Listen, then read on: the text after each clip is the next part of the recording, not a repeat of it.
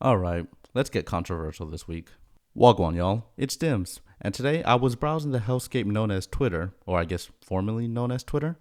Anyway, and I saw this post. It's one of those posts that people would just ask for your hot takes. But this specific post in question for this video was made by this user. Now, it says that people that buy the new Pokemon ain't no different from people that buy every new 2K. And honestly, I agree.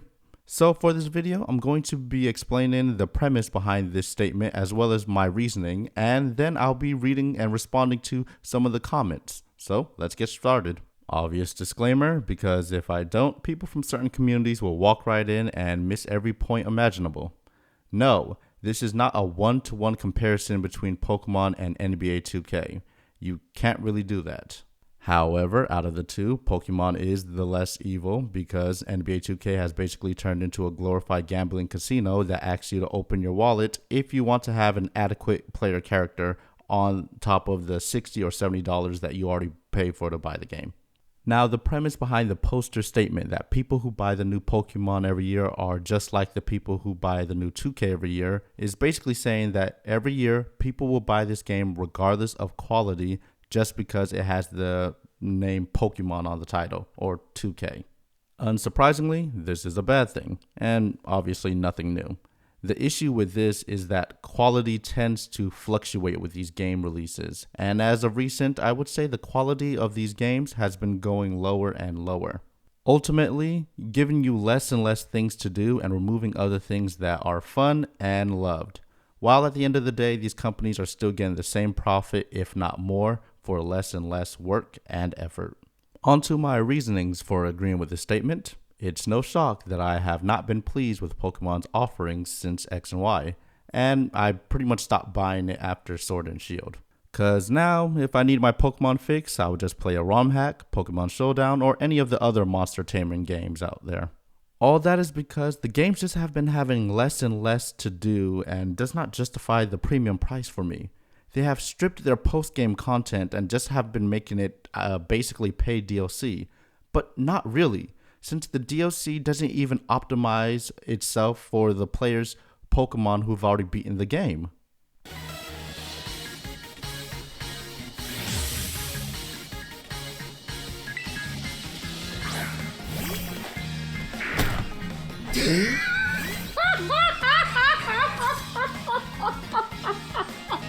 You gotta be joking. And it's level 60? Bro, you have a level 60 Poochyena. Why do they do this? Just let her have a Mightyena then. What the do you mean level 60 Poochyena? What the do you mean? Usually post games are supposed to be designed to give the players more to do and more challenges with their post game stats and experience in mind. And this isn't something foreign to Pokemon because it's been done before. Now, I'm not saying Pokemon should be more difficult, but I am saying that this is not an adequate test of post-game skills. Every installment has been taking away stuff and ideas and just been replacing them with new ones, with little or no reflection on the ideas that worked well or just needs a little few tweaks.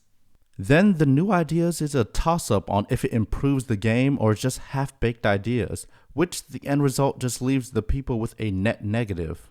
Like, let's say, for example, rotation battles and sky battles. They were weird, but instead of giving them another shot, we just don't get them anymore.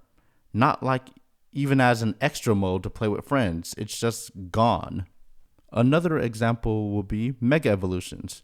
It was a temporary buff for some Pokemon, but for other Pokemons, it was just pretty much a pseudo evolution. Now it's gone. What is poor little Mawile supposed to do? Why don't they just give an evolution to Mawile proper? Obviously, I can just keep going on, but you get the point.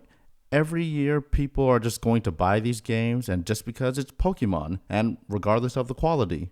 The only thing that the Pokemon company would have to somewhat do is, I guess, add new Pokemon. I guess that's all it takes. So to me, the comparison to the yearly buying of NBA 2K is pretty comparable. And you know what? I'm ranting anyway. So, here's a few things that would improve the quality of Pokemon without doing the impossible of what they already have. For post-game or DLC trainers, just have them scale to the highest level of the player's party. So if the player has a level 60 Pokemon in their party, the DLC will scale the trainer's team to around the 60 to 65 range, while giving their Pokemon effort values or EVs with appropriate movesets. And also just make it scale all the way up to the top. Make it scale all the way to level 100s if that's what the players have. But make it also have a minimum scaling. So let's say the minimum it will go is level 50. So if the player goes to the DLC island and only has level 30 Pokemon, they'll be facing level 50s. And if that is a problem for that player, then they should play the big old game that the DLC is attached to until they're able to defeat level 50 Mons. While we're at it, let's add good single console content to Pokemon again, like they have with the Pokemon Stadium series. Also, I am glad that I can bring that game up now with more people knowing what I am talking about, since they have re-released it on the Nintendo Online Nintendo 64 app. Though it's locked behind that premium version of the subscription service that is just essentially you renting the game, not even owning it, but that's another rant for another time. Anyways, why isn't there just an option on the main screen just to play Pokemon-themed minigames with the people around you locally? That's just like in Pokemon Stadium. Why isn't there an option to just have single console versus battles where you can choose to use rental Pokemon, or you can use the Pokemon that's in your box from your main adventure? Then in that same mode, you can just play against your friend who has their own team from their own game. You might ask how that can be done. Well, they can bring over their own Switch, or they can just use Amiibo. You can already make your own rental teams and rental codes. Why not just be able to save that data via Amiibo and be able to transfer that team as a rental card to a different console? This is already possible because of Splatoon. Splatoon already does this with player loadouts, and that would be great for in-person Pokemon events. You know, playing on one console, where you don't have to worry about the possibility of disconnecting from your opponent and being unable to reproduce the state of the game that it was in before the disconnection, since Pokemon never bothered to create a save state system where after every turn it would save the state of the game, but for some reason it runs in-person events over a wireless connection, which has the possibility to fail even at the biggest Pokemon tournament of the year, forcing all affected players to play in a sudden death format, a format not all of them were prepared or equipped for prize money? Yeah, so Pokemon. The new one will probably be out next year with little to no actual necessary changes. It might even be worse, but it will still be the same price, if not maybe a little more. And it will be bought, and it might even break new profit records because it's Pokemon. And what are you gonna do? Not buy it? Come on, it's the newest version. All your friends are going to have it. You don't want to get left behind now, do you? Anywho, it's time to respond to the responses of the original post. There's quite a bit of responses, so I'm not really going to show all the ones that just say bad take or calling the OP stupid, because that really doesn't add anything besides a simple way to say, nuh-uh. But Pokemon makes a new type and new form every game, and at least that's something new. 2K is just a gigantic update crying emoji. It's a close enough comparison, but Pokemon still adds new things to change it up a little. Adding new forms and types does not justify a new game. They can and quite literally have added those things in updates, and they have added new Pokemon, forms, abilities, etc. in DLCs, as well as new maps. Except Pokemon isn't pay to win. You can buy Pokemon and not spend any other money on it. 2K, you buy the game and most people want you to play online right away, so another $50 to $100 got to get dropped to your My Player. Then don't get me started on messing up your builds or patches.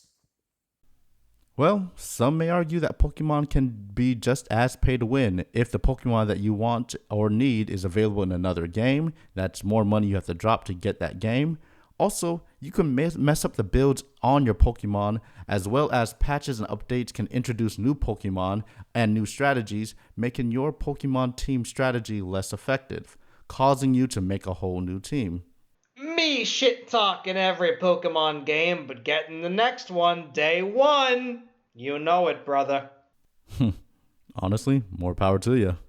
They dropping $60 on DLC. Pokemon fans are in a genjutsu.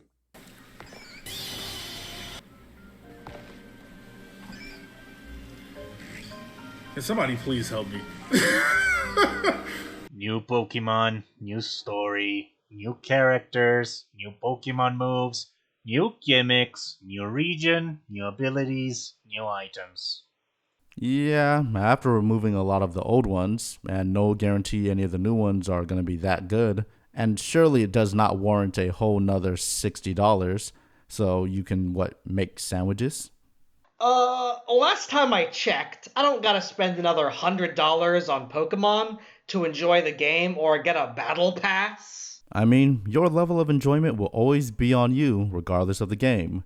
But with the $60 as a base game and $30 for DLC, you are coming quite close to that $100. Don't care, waiting on Gen 5 remakes. Listen, after BDSP, I think I can speak for everyone when I say we don't need Gen 5 remakes, especially if it's going to be a lesser version of the original games. The Pokemon fans were not ready to hear this, but he's right. You're both getting scammed. 2K fans so deluded buying the same game they think getting a new basketball court is on the same level as an entire new region with a different gimmick and new creatures. Like, what is this take? 2K gets a new basketball court, and Pokemon gets new creatures and a new region. Yet, for both, everything structurally stays the same, if not worse. Please demand more and better. You deserve it. At least the competitive scene drastically changes and never disappoints, right? I'm going to interpret this as sarcasm. And with that interpretation, yeah. You can say this about any long-running series. IDK. No, technically not. Not every long-running series releases so frequently, and their releases tend to be better than the previous versions. Keywords tend to be. 2K simply updates the visuals. They're giving Pokemon new characters, new stories, new mechanics, etc. This is a terrible comparison. Sobbing emoji. I wish Pokemon updated their visuals. Let's be real. For the art style and the look that Pokemon is trying to go for, I believe that the #1 grossing media franchise in the world can stand to do a lot better and make sure that it just doesn't fall apart. Let me know when the new 2K introduces Mega LeBron. Then we can talk. You know what? They're right. Anyway, that's the video. I hope you enjoyed. Subscribe to this channel if you found this entertaining. Also, leave a like. Maybe even buy me a $5 coffee. Also, follow me on Blue Sky because Twitter is a madhouse. And you have a good one.